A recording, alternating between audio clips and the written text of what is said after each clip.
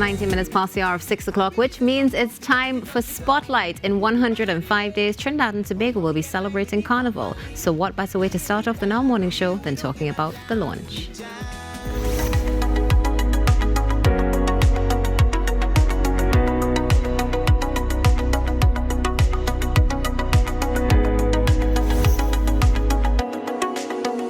We are getting ready to launch Carnival 2026 in the city this coming Friday. Ladies and gentlemen, let me welcome the Chairman of the National Carnival Commission, Peter M. Kanhai, joining us on the Now Morning Show. Good morning to you, sir. Good morning, Okas, and good morning to your viewers and listeners. Thank you so much for joining us this morning.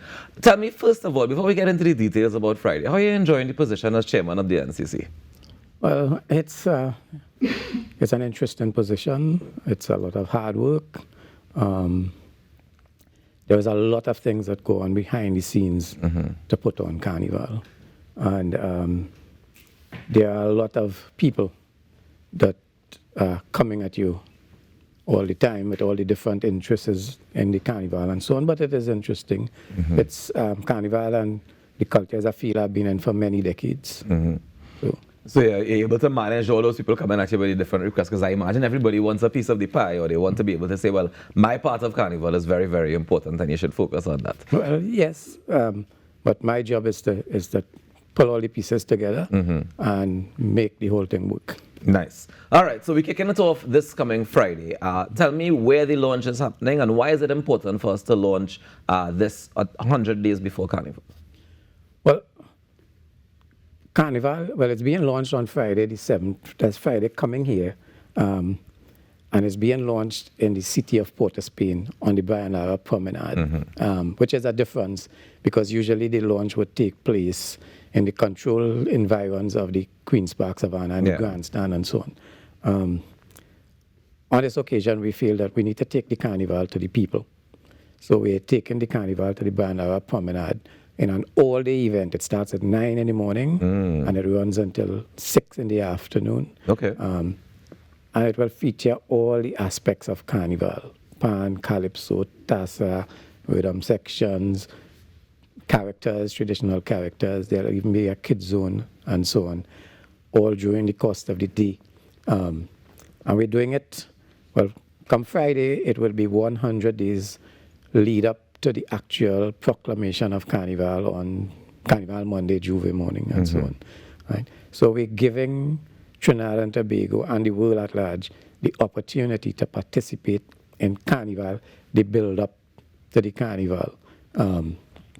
As you know, a lot of Carnival takes place before Carnival Monday and Tuesday. Well, of course. The panyards, the mass camps, the fetes, etc. So Carnival will begin on Friday the 7th, 2025. In fact, by the time the year comes to an end, 2025, some aspects of Carnival would have been completed. For example, Pan Trinbago's single pan panorama would be finished by the end of December. So Carnival is not January and February. Carnival starts much, much earlier. And for us at NCC, it's an ongoing thing all year long as we prepare for Carnival. Okay, in that preparation for Carnival, tell me what are some of the biggest challenges that you've seen so far? Well, it really is the managing of all of the interests that are related to Carnival. You have to remember that with NCC, Carnival is more than what takes place here in the capital city of Port of Spain. There's the regional Carnival that takes place across Trinidad and Tobago, and then there is events such as the stick fighting and those types of events that go on across the country, and you have to deal with all of the interests and the special interest groups and so on that make up the whole fabric that is Carnival. Yeah, most definitely.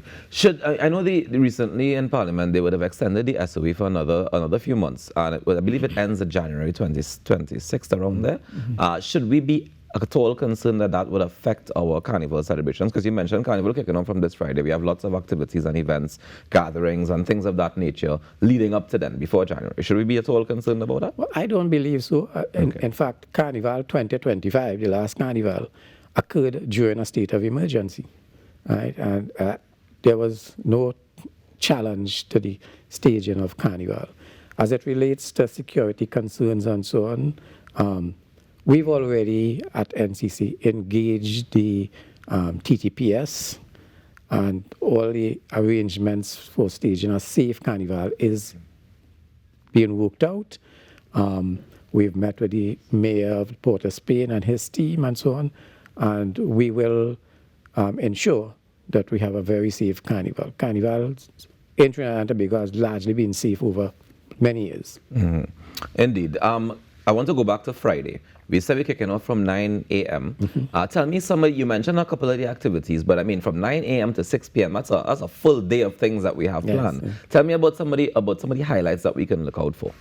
Okay, so as I said, there'll be all the aspects of Carnival. So there'll be entertainment, there'll be Carnival characters and so on from early in the morning, interacting with the public, because it's a free event and it's on the promenade, and it's people going to work, people going about their business, so there'll be that kind of interaction. There'll be entertainment during the course of the day, around midday when people are out on lunch and so on. There'll be a concert, a steel band concert by the reigning Panorama champions, Republic Bank Excellence. Of course. Yeah. Then as we get down into the afternoon and school over and people are making their way home with their kids and so on, there's a kids zone where the children can interact with the characters, with the artists and so on. They can even write what we call a love letter to Carnival, because there's a theme in the Carnival this year called You Will Love This. Right? And so we are engaging all the public, whether it be adult or children, during the course of that day. And then as we get down into the afternoon session, there'd be a number of top soca artists and chutney artists and so on that would be performing in the later part of the day. Yeah. So it's a full day of activities. At any point you could pass through and enjoy. If you want to come online for the whole day, let me take any day off and you're live on the promenade for the day. And it's a wide span of the Brianna promenade that's going to be used. It's just west of the statue, the Salvatore statue, and going all the way down to Edward Street on the other end. Okay. So we'll be utilizing a large part of the promenade. All right, this sounds like it's going to be an absolutely fantastic time. I know that we're also going to be carrying a part of it live on Next 99.1 FM, and we'll be broadcasting it. Well, we'll be doing the morning show down there to kick things off as well. So it's going to be a fantastic day where we start it off like that. I have to ask, if you don't mind, maybe get into some of the NCC conversations, because I think that oftentimes we hear people debating the value of Carnival. And I wanted to know, from where you sit at NCC as the chairman, what do you see the value of Carnival as it pertains to what we can offer the world and what we can gain from it as a country? Okay. Well, we have always boasted that Trinidad and Tobago Carnival is the greatest show on earth. And to many of us, it is the greatest show on earth. Our Carnival, the difference between our Carnival and most carnivals around the world is that our Carnival is a season. It's not a weekend. It's not 2 days. It's not Monday and Tuesday. It's a whole season, right?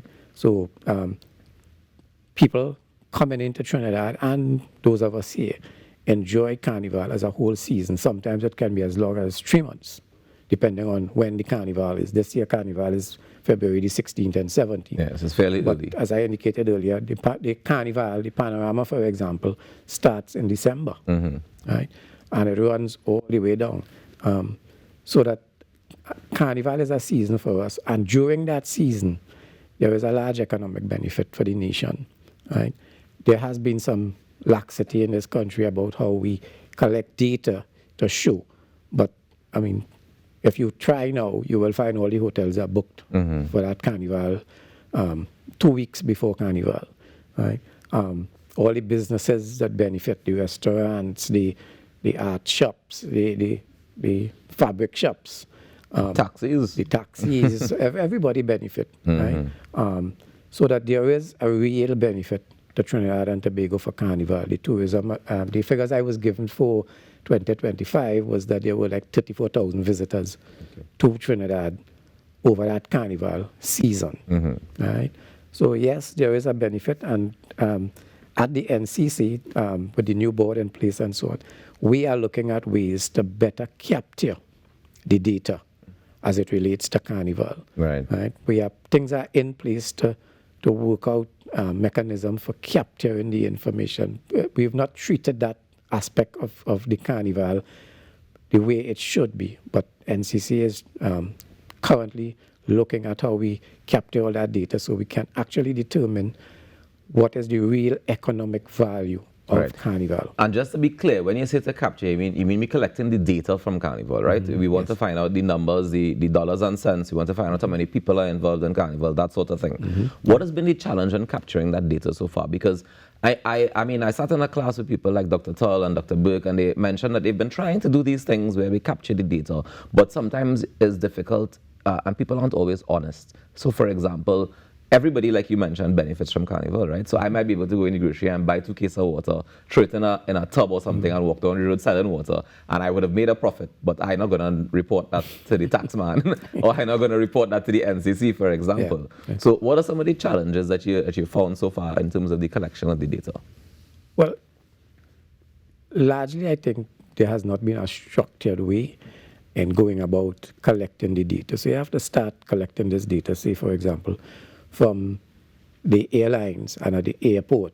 People are arriving in Trinidad during this season. So you pick a period of time that you want to capture the data from, when you know people are going to start coming into Trinidad and that kind of thing. And you work with that and you collect that data of people coming in and people leaving after Ash Wednesday. Okay. Right, so you can separate who's just returning citizens from who are actually visitors and that kind of thing. Similarly, you'll have to do that with any cruise lines that are coming in at that point in time. And you capture the information with regards to, say, the mass bands, the estimated numbers of players. And they just tell you, because they just boast about the size of the bands. Of course. And even in the steel band aspect of it, there are a number of foreigners that come in here to play in the various steel bands and so on. So there are ways that if it's properly structured, you can get that information. Yeah. Tell me a little bit more about the investment that NCC is making into Carnival, because of course the government would have invested into NCC to be able to, like you mentioned, to deal with all the various regional carnivals, to deal with all the different stakeholders and interest groups. But tell me, in terms of where we should, as a population, be focusing our energies when it comes to Carnival. Is there a place that needs more attention than others? Is there somewhere that we could bolster to be able to say it's going to reap the rewards of returning that return on the investment? Yeah, well, okay, so when you talk Carnival, people think Port of Spain. But we are putting the focus on the regional Carnival.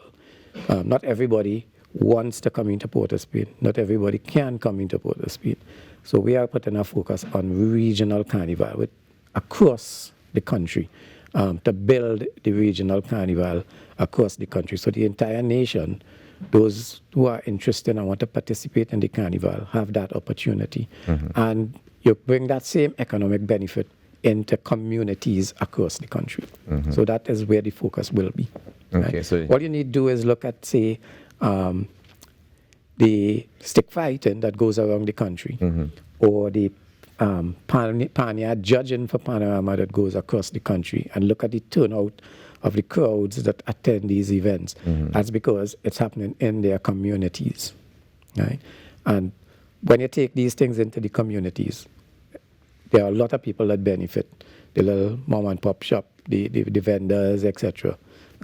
Even the transportation people in the community, it benefits. But does would the government see the return on those investments? Because some of those people, I'm not sure in terms of, I don't know if you have the data that says if they're collecting taxes from these people or whatever other means of licensing, for example, or whatever the case may be. Do we have any information on that?